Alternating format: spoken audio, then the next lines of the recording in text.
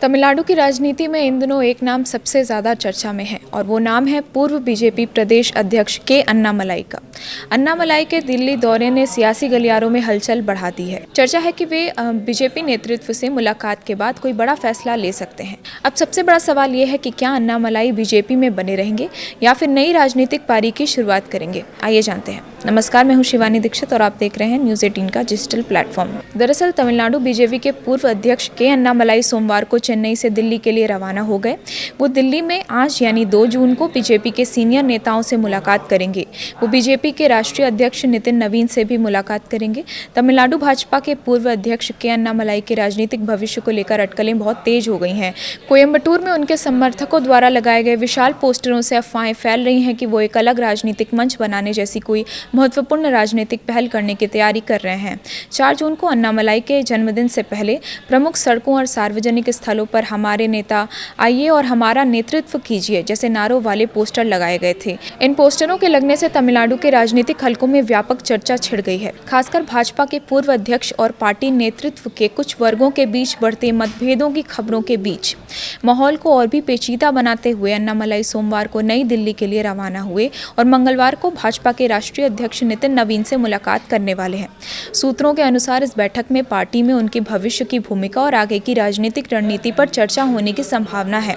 खबरों में ये भी कहा जा रहा है कि राष्ट्रीय राजधानी दिल्ली की अपनी यात्रा के दौरान वे भाजपा के अन्य वरिष्ठ नेताओं से मुलाकात भी कर सकते हैं। दिल्ली रवाना होने से पहले अन्नामलाई ने अपने बारे में चल रही अटकलों पर विस्तार से टिप्पणी करने से इनकार कर दिया है। पत्रकारों से संक्षिप्त बातचीत में उन्होंने ये कहा कि कृपया प्रतीक्षा करें, हम 2 दिन में बैठकर बात करेंगे। इस टिप्पणी ने संभावित घोषणा को लेकर उत्सुकता को और भी ज्यादा बढ़ा दिया है।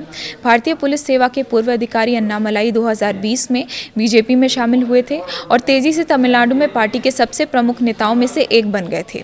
2021 से 2025 तक राज्य भाजपा अध्यक्ष के रूप में उन्होंने कई राज्यव्यापी अभियानों का नेतृत्व किया और युवा मतदाताओं और सोशल मीडिया फॉलोअर्स के बीच एक मजबूत समर्थन आधार बनाया।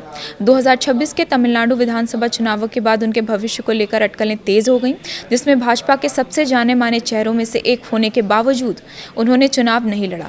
कक्षा 9 के छात्रों के लिए त्रिभाषा नीति को आगे बढ़ाने के लिए केंद्र के फैसले की उनकी हालिया आलोचना ने भी राजनीतिक बहस छेड़ दी और पार्टी नेतृत्व के साथ उनके संबंधों को लेकर नई अफवाहें पैदा कर दी थी। जहां कुछ पर्यवेक्षकों का मानना है कि अन्नामलाई भाजपा में अधिक प्रमुख भूमिका तलाश रहे हैं, वहीं अन्य का अनुमान है कि वो एक अलग राजनीतिक मंच बना सकते हैं।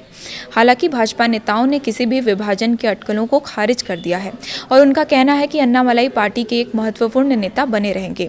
मंगलवार को भाजपा के राष्ट्रीय अध्यक्ष नितिन नवीन के साथ उनकी बैठक निर्धारित होने के कारण राजनीतिक विश्लेषक अन्नामलाई के इस अगले कदम को स्पष्ट करने पर संकेतों पर बारीकी से नजर रख रहे हैं। फिलहाल अन्नामलाई के फैसले को लेकर सस्पेंस बरकरार है। दिल्ली में होने वाली अहम बैठकों के बाद उनकी ओर से क्या घोषणा होती है, इस पर पूरे राजनीतिक जगत की नजरें टिकी हुई हैं। अगर अन्नामलाई कोई नया राजनीतिक दांव चलते हैं तो उसका असर सिर्फ तमिलनाडु ही नहीं बल्कि राष्ट्रीय राजनीति में भी देखने को मिल सकता है। ऐसे ही और बड़ी खबरों पर अपडेट्स के लिए जुड़े रहिए न्यूज़ 18 के साथ।